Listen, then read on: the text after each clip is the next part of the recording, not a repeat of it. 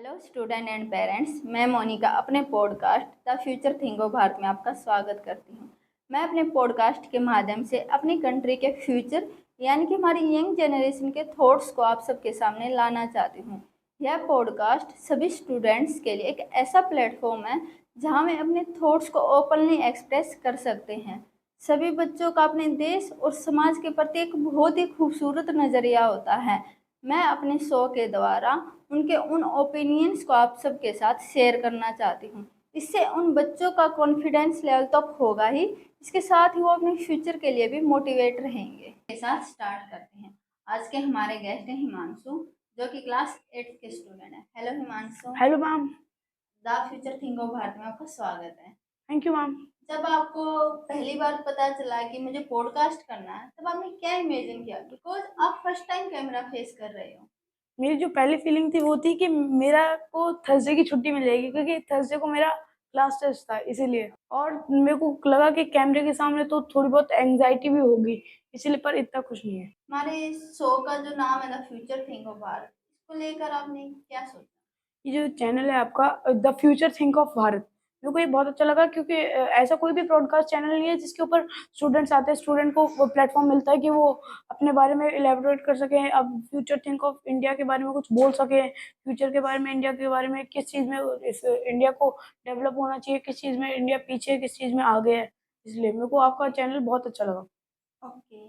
Study को आप as a responsibility करते हो कि सभी करते हैं, या फिर एक एंजॉय लेके करते हैं? मैं एज ए रिस्पॉन्सिबिलिटी स्टडी करता हूँ, क्योंकि मेरा जो ज़्यादातर चीज़ों में ध्यान है वो है playing outside, like cricket, volleyball और बैडमिंटन।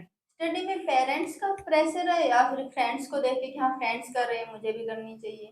थोड़ा बहुत पेरेंट्स का प्रेशर है, पर ज़्यादातर दोस्तों का ही है, क्योंकि सबके सब दोस्त मेरे से आगे निकल जाते हैं, फिर उनके अच्छे नंबर आते हैं तो मेरे को भी लगता है कि हाँ, मेरे को भी करना है।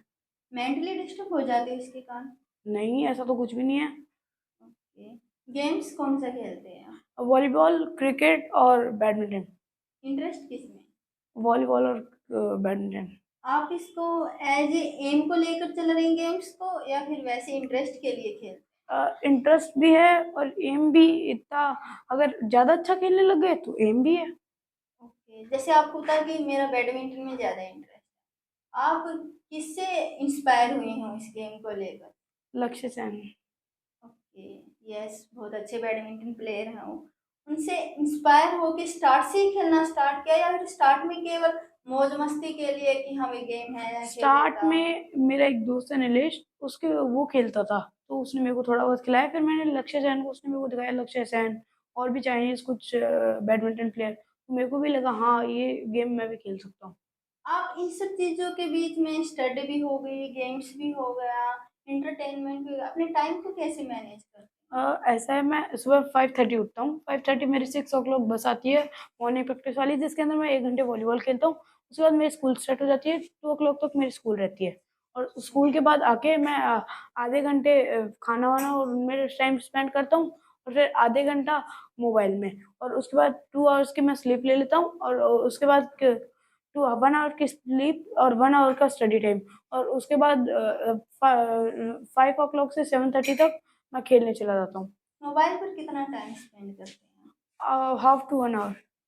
सोशल मीडिया पर अपने फ्रेंड ग्रुप बनाए हुए हैं, अकाउंट्स हैं, या फिर एज ए एंटरटेनमेंट के लिए यूज करते नहीं, हैं? ओनली फॉर एंटरटेनमेंट, मैं इतना सोशल ये नहीं करता।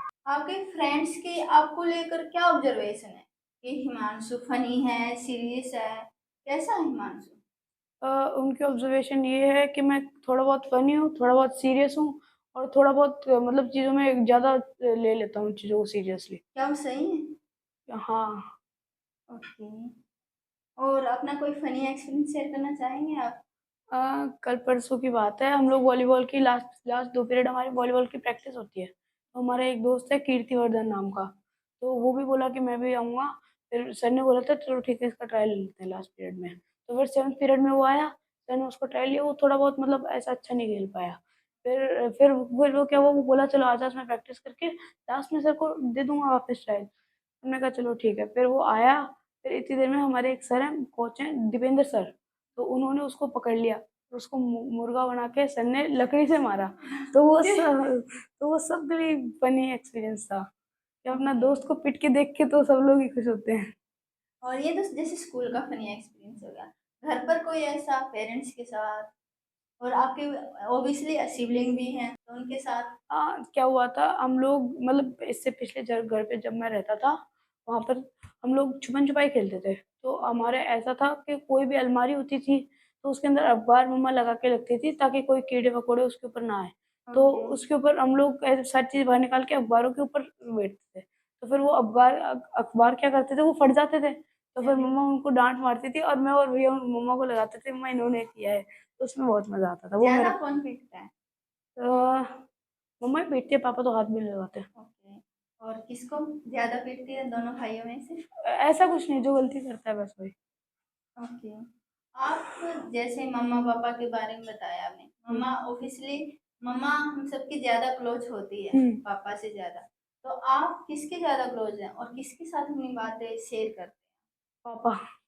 ओके, आपके पापा हैं। हमारे एक्चुअली मम्मा होती थी। पापा क्यों? पापा मतलब ऐसे कोई भी चीज़ बताओ, पापा ज़्यादातर तो कम ही सीरियस लेते हैं। और अगर पापा को कुछ बता भी देते हैं ना ऐसा कुछ, तो पापा बोलते हैं कोई बात नहीं, हो जाएगा सही सब। ओके। Very nice. आप स्कूल में कल्चरल प्रोग्राम्स होते हैं, हाँ हाँ। इवेंट्स में, तो आप उनमें पार्टिसिपेट करते हैं? देखो, मेरे को डांस में कोई भी 0% इंटरेस्ट है। हाँ, मैं म्यूजिक क्वायर ग्रुप में हूँ अपने स्कूल की। ओके, कौन सा कैसा रोल पसंद करते हैं? मतलब forward in front of mic. Okay. जैसे विंटर समर स्कूल की वेकेशंस होती हैं, उसमें आप कहाँ जाना पसंद करते हैं? देखो, ऐसे 1.5 मंथ की वेकेशन होती है। तो हाफ मंथ तो मैं या तो वॉलीबॉल की प्रैक्टिस में जाता हूँ या फिर बैडमिंटन की। और उसके बाद 1 मंथ मैं गांव जाता हूँ उसमें। ये गांव में किसके पास? दादी। ओके, तो आप क्या डिफरेंस पाते हैं? यहाँ आप सिटी में रहते हैं तो वहाँ विलेज में जाते हैं, तो वहाँ क्या लाइफ में क्या डिफरेंस पाते हैं? हाँ, वहाँ पर दो चीज़ें मेन होती है। एक तो वहाँ पर बिल्कुल भी नॉइज़ पॉल्यूशन नहीं होता और ना ही वो पॉल्यूशन होता है। तो वहाँ की एयर एकदम फ्रेश रहती है। वहाँ पर रात को अगर आप ऐसे, वो गाड़ी होती है जो वो एरिया होता है ना, जहाँ पर सब लोग माचे लगा के सोते हैं, रात को वहाँ पर सोने में बहुत मज़ा आता है मेरे को। और वो चीज़ मेरे को बेस्ट लगती है। और गाँव में टीले होते हैं, जैसे कि मिट्टी के टीले, उन पे खेलने में बहुत मज़ा आता है। ओके। हाँ, सिटी में इन सब चीज़ों की कमी होती है। हाँ। एक्चुअली हाँ, वेदर भी इतना क्लियर नहीं होता है। हम्म। ओके। तो हाँ, दादा दादी के साथ क्या मस्ती करते देखो, मेरे मेरे जो दादी जी है ना, हैं? वो रोज आम रस बनाती थी मेरे लिए। जब भी मैं गर्मियों की छुट्टियों में जाता हूँ ज़्यादातर, क्योंकि सर्दियों की कम ही छुट्टियाँ पड़ती हैं, उस टाइम ओलंपियाड की तैयारी करनी होती है, इसीलिए ओके। तो वो उसमें गर्मियों की छुट्टियों में जाता हूँ। तो वहाँ पर रोज आम रस मिलता है। वो बहुत आप विलेज जाना ही क्यों प्रेफर करते हैं? फैमिली के साथ टूर पर भी जा सकते हैं, आप फ्रेंड्स के साथ भी जाते हैं, हाँ विलेज में जाना ही दादा दादी के पास क्यों प्रेफर करते वहाँ पर मेरे दोस्त हैं जो कि मतलब बहुत अच्छे दोस्त हैं मेरे। हैं? उनके साथ हम लोग फुटबॉल भी खेल सकते हैं, क्रिकेट भी खेल सकते हैं। और बाहर ऐसे टूर पे जाते हैं तो मेरे को क्या है, गाड़ी से जाना अच्छा नहीं लगता मेरे को। वो जो जाता हूँ तो वॉमिट हो जाता है मेरे को गाड़ी से। ओके। आप विलेज में दादा दादी के पास इसलिए जाना प्रेफर करते हैं कि हाँ मम्मा पापा की ज़्यादा रोक टोक है, बाहर नहीं जाने देते, वहाँ पर आप फ्री माइंड से खेलते हैं, दादा दादी का अलग ही प्यार होता है, किसी चीज़ के लिए वो रोक टोक नहीं करते? हाँ, ये भी एक बहुत बड़ी चीज़ है। मैं इसीलिए ज़्यादातर प्रेफर करता हूँ गाँव में जाना, क्योंकि वहाँ पर दादा दादी जी प्यार करते हैं और कोई रोक टोक नहीं करते। और दुकान में और इन चीज़ों में खाने के लिए पैसे भी देते हैं, इसलिए। ओके। तो फिर आप जब गांव में जाते हैं तो वहाँ पर फ्रेंड सर्कल क्या रिलेटिव के आसपास ही रहता है, या फिर गांव में और आस पड़ोस के नहीं। और भी बच्चे होते हैं आपके हाँ, साथ? गांव में आस पड़ोस के भी बहुत सारे बच्चे होते हैं और रिलेटिव्स भी होते हैं। और ओके। उन सब के साथ घुल मिल के खेलना फुटबॉल, और ये बहुत मेरे को बहुत अच्छा लगता है। और मेरे बड़े भैया, हम दोनों मिलके हमेशा गांव जाते हैं। अच्छा, आपके बड़े भाई वो भी आपके साथ जाते हैं? हाँ, वो भी मेरे साथ हर छुट्टी वेकेशंस पे गांव पे जाते हैं। ओके, उनको ही पसंद है गांव में जाना? हाँ, वो इसलिए प्रेफर करते हैं क्योंकि वो जो दोस्त हैं हमारे, वो पहले उनके दोस्त बने थे और उनके बहुत अच्छे दोस्त हैं वो लोग, इसलिए।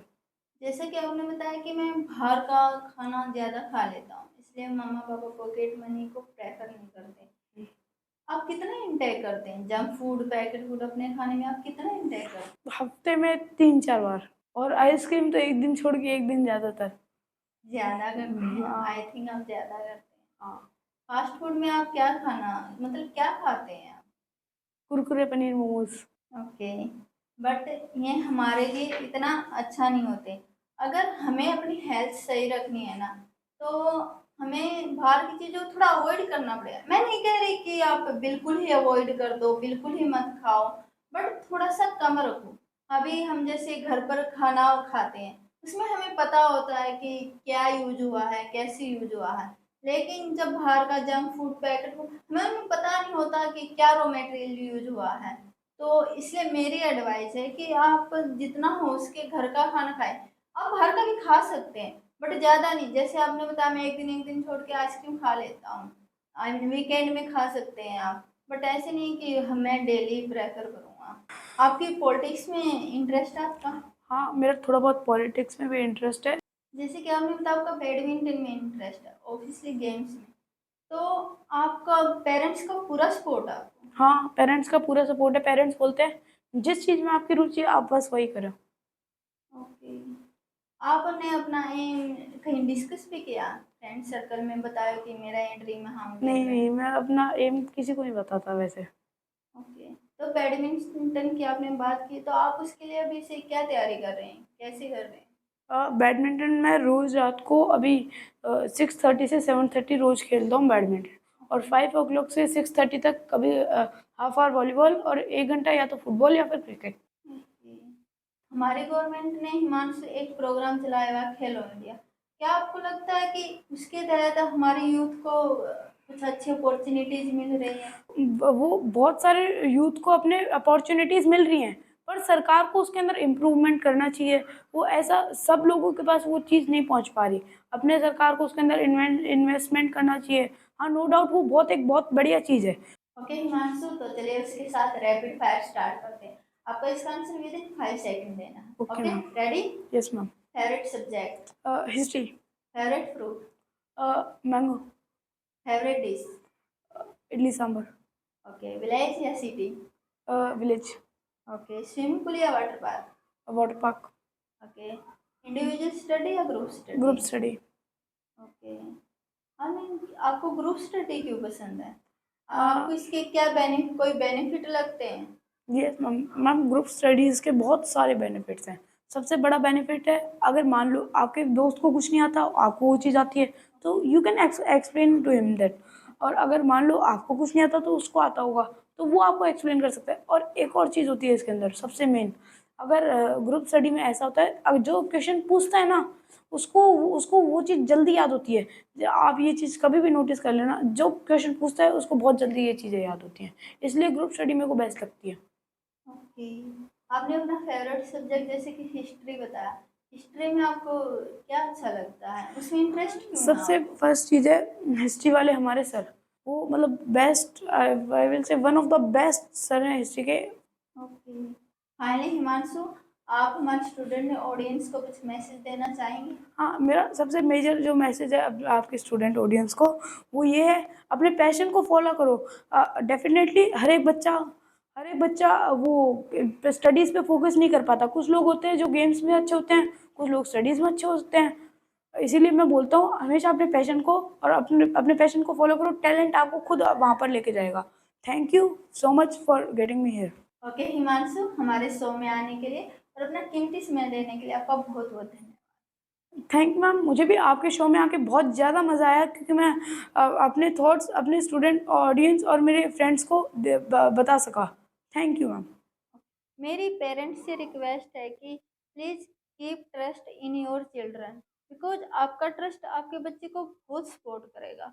और स्टूडेंट से मैं यही कहना चाहती हूँ, please be transparent in front of your parents, don't hide anything. Thank you so much. Okay Himanshu, हमारी तरफ से आपको यह प्लांट इन्वायरमेंट को बचाए रखना है छोटा सा प्रयास। वी होप आप इसकी अच्छे से केयर करेंगे।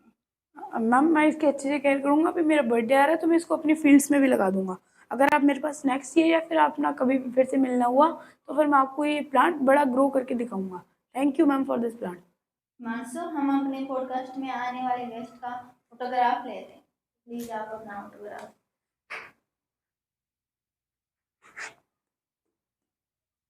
Okay, thank you so much Himanshu again for coming in our show.